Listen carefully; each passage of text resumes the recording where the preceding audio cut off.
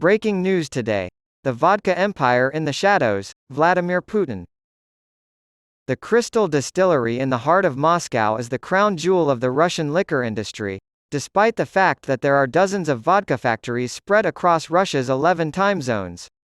The Red Brick Factory, which opened in 1901 as Moscow State Wine Warehouse No. 1, was the main revenue generator for the Russian Empire thanks to Tsar Nicholas II's vodka monopoly.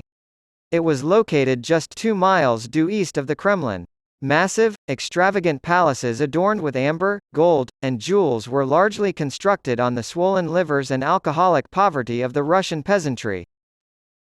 Crystal kept pumping out industrial alcohol for the war effort and high-end liquor to keep Moscow's foreign embassies well lubricated despite a strict prohibition during the chaos of World War I and the 1917 Bolshevik Revolution. The Crystal factory was heavily bombed by the invading Germans during World War II. The factory continued producing vodka and Molotov cocktails for the front lines despite the Nazis' relentless advance on Moscow. Decades later, Crystal would be at the forefront of yet another conflict, this time between Putin's Russia and the United States over the lucrative vodka industry. Russian President Boris Yeltsin announced his resignation from office and the appointment of Vladimir Putin, his little-known prime minister, as his successor in a tearful New Year's address on December 31, 1999, while the rest of the world was preoccupied with the year 2000. Putin ran for president on his own in the months that followed and easily won. Prior to his official inauguration on May 7, 2000, Putin signed an order to reorganize Russia's most lucrative industries. Oil and gas weren't Putin's initial focus. Neither were diamonds, gold, or nickel. They used vodka.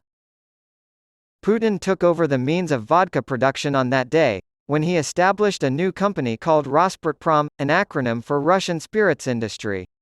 This was a pivotal first step in Putin's consolidation of power over the Russian economy and the Russian people, who would help line his pockets while his vodka ruined their health over the next 2 decades. Longtime mayor of Moscow Yuri Luzhkov, a powerful political opponent, owned 51% of the distillery. Financially successful, Crystal paid $142 million in taxes, officially. Putin saw it as an easy and tempting target. Taking it would not only be financially rewarding, but also have the added benefit of subduing a potential presidential candidate. Soon after, questions were raised about the offshore location of some of Crystal's shares, which sparked the takeover. The city-backed acting director of the factory, Vladimir Svirsky, admitted that a firm in Cyprus owned about 19% of the shares but insisted that the owner was friendly, and the stocks are working for the collective. Svirsky claimed that millions of rubles were missing from Crystal's books, but the numbers didn't add up. Investigators from the Kremlin became more and more aggressive, opening multiple audits and demanding increased access. Management at Crystal, supported by the city, became alarmed by the federal government's hostile demands and enlisted a large number of heavily armed guards.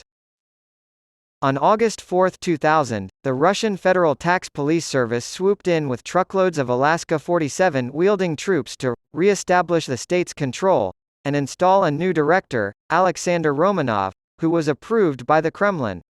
Svirsky's armed men in blue still held the rest of the massive factory complex while Romanov and his green-weary troops occupied the administrative offices. As the dispute was being heard in court, neither side wanted to leave. For weeks, the Crystal plant was surrounded by armed guards, but they were able to keep pumping out millions of bottles of vodka. A worker on the assembly line said, "I don't know whose orders we're obeying, some director or another," in an interview conducted under the watchful eyes of both the green and blue troops. "You can quote me on this one. We don't have time, we have to make a lot of vodka, our job is to work, and that's all." After a month, the court in Moscow reversed an earlier ruling and upheld the Rosputprom takeover, ending the armed standoff. Romanov and his troops, aided by a local police battalion, swept through, seizing control of the lucrative vodka flows from Luzhkov's city government and handing them over to the Rosputprom, which is controlled by Putin.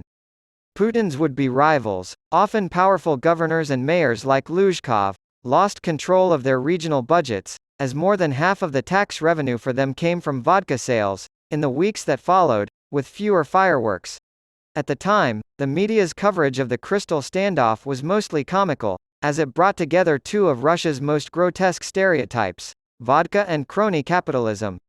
This fight over alcohol profits was just the beginning of Vladimir Putin's ambitious agenda, as we can now see.